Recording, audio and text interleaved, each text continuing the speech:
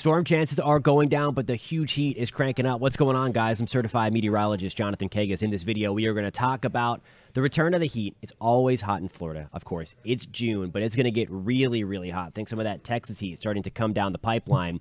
Storm chances, again, are going to go down. We're going to talk about that. There will be a few kind of complexes of storms still entering the Florida Panhandle. We will break that down if you are interested for the entire state of Florida. Stick around closer to the end of the video for that.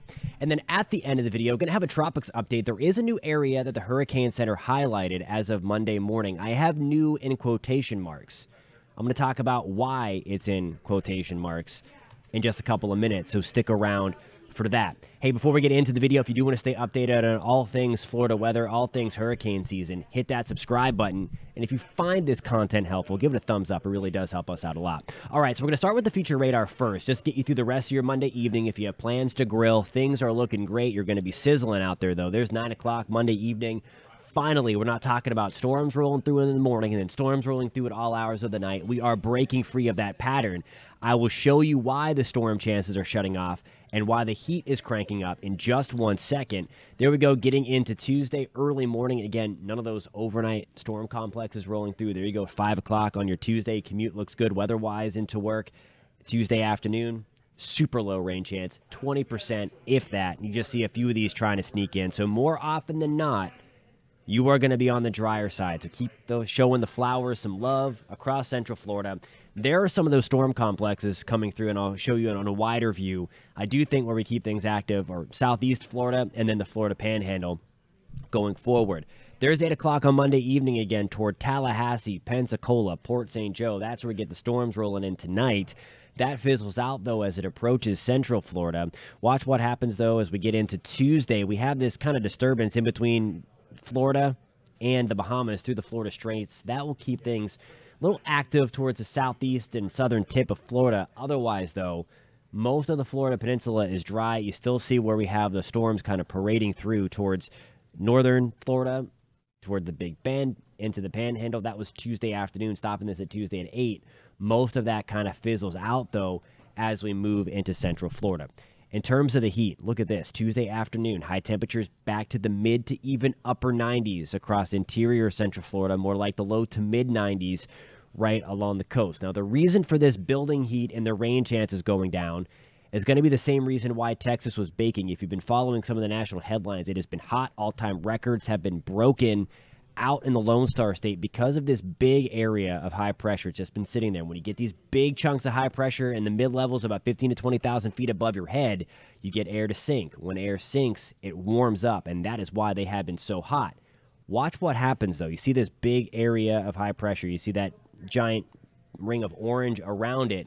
Watch it kind of gradually move east, move towards and move across the North Gulf Coast towards the Florida Peninsula. There's Saturday at 3 o'clock.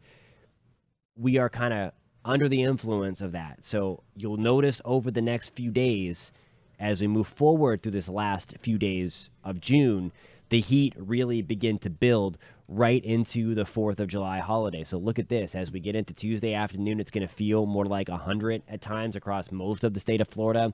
That is just going to build really as we get into Wednesday, more like 100, possibly even up to 110 degrees at times.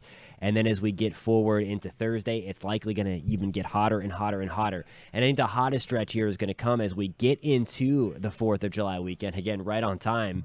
July 4th, it's going to be blazing. But look at this. Thursday, as we get ready to round out June, 100 to 110 degrees. All right, as promised, we're going to end things on the tropical front. Here's our new old area to watch. It's a new area highlighted by the Hurricane Center, but these are actually the remnants of what was Tropical Storm Cindy. So there's X marks the spot. That's the kind of the open wave that they are watching, and there's not many thunderstorms around it. Wind shear blew Cindy apart. There are more thunderstorms kind of associated with it. Development chances over the next 2 days, super low, 0%. Over the next 7 days, though, they start to go up a little bit. Really, as we get beyond that 48-hour period in this yellow zone here, there's Bermuda for reference, we're going to have the opportunity to see this thing develop a little bit. If it does develop, it will likely be named Cindy again. The Hurricane Center, when they highlighted it, they said regenerate, regenerate. That would typically lead you to believe that it's going to be named again what it previously was. And that is because it is maintaining some of its low-level entity. It's an open wave. The deal with naming and renaming is if this thing would have been completely destroyed, it would have likely become the next named storm of the season. But since it's holding some of its past, gonna call it kind of like a zombie feature, it likely is going to be named Cindy. But that's up to the Hurricane Center to determine if by the time it regenerates, did it lose its low-level center completely? And I mean, it is an open wave now, so I guess technically yes.